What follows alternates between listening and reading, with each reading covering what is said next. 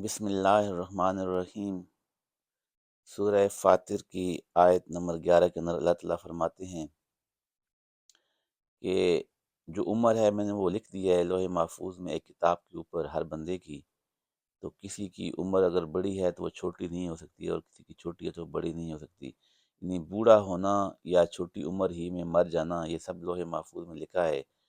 اس لکھے ہوئے سے نہ کسی کی عمر زیادہ ہوتی ہے اور نہ کم ہوتی ہے۔ آئیے سنتے ہیں۔ اعوذ باللہ من الشیطان الرجیم، بسم اللہ الرحمن الرحیم۔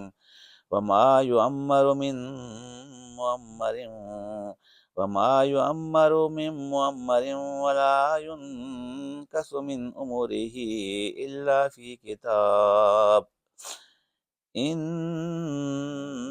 ذلك على اللہ یسیر۔